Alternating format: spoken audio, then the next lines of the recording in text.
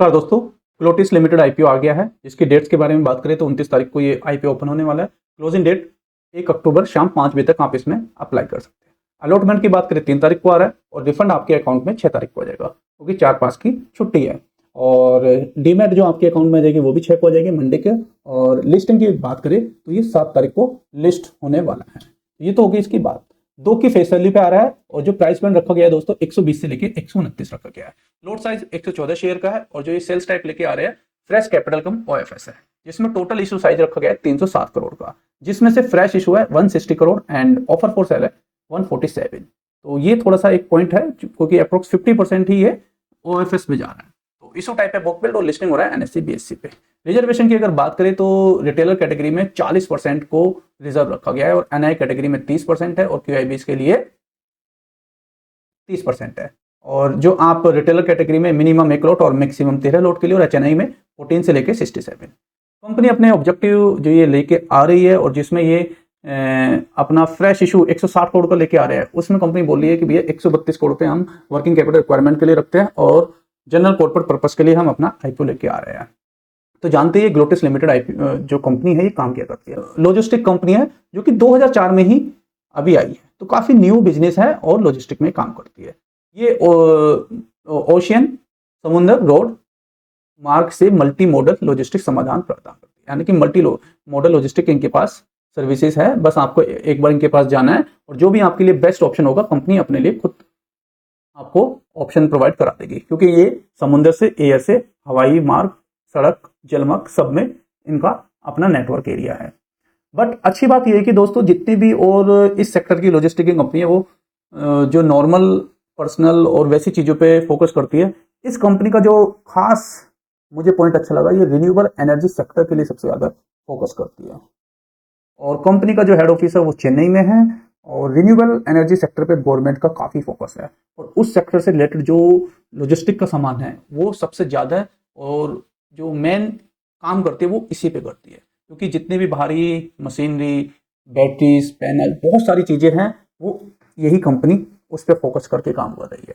जो कंपनी का main core business है वो एयरक्राफ्ट है, हवाई मार्ग से आता है जो ज़्यादा कीमती सामान के लिए होता है, जल्दी और कीमती सामान के लिए। समुद्र मार्ग भारी और बड़े सामान के लिए यूज़ किए थे जो सस्ता विकल्प है, और सड़क मार्ग घरेलू और आखिरी छोर तक पहुंचाने के लिए। सिंगल विंडो सोल्यूशन है, जैसे मैंने आपको पहले बताया। अगर आपको सिर्फ लोटिस से डील करनी है, बाकी का काम ये कंपनी खुद संभाल लेती है। कंपनी के मार्केट कैप की बात करें 1192 करोड़ रुपए है और वहीं इसका पी रेशो 18 का है। और रिटर्न ऑन इक्विटी और रिटर्न ऑन कैपिटल एम्प्लॉयड देखे तो काफी इंप्रेसिव है। इतनी छोटी कंपनी और रिटर्न ऑन इक्विटी 56 और रिटर्न ऑन कैपिटल एम्प्लॉयड 72, ये दिखाता है कि कंपनी अपने रिसोर्सेज का बहुत ही अच्छे से उपयोग कर रही है। प्रॉफिट की बात करें मार्जिन की तो 5.97 है, जो अप्रोक्सीमेटली 6 के आसपास ही बनता है और इबिट्टा मार्जिन भी 8 है। डेप्ट टू इक्विटी रेशो देखा जाए तो 0.22 है, जो कि एक जिस लेवल की कंपनी है उस पॉइंट ऑफ व्यू से काफी अच्छा है।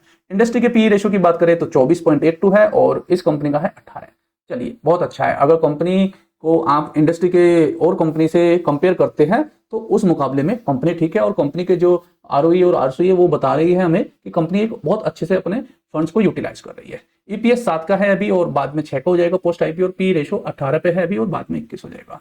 तो देखिए 39,970 करोड़ का, डिलीवरी का 33,312 है, ब्लू डार्ट। तो ऐसी बड़ी बड़ी 13,463, transport corporation 9,337, TVS supply 5,400, VR logistic 4,700। तो इतनी ये जो मैंने कंपनी आपको दी है इन सब में तो काफी छोटी नजर आ रही है।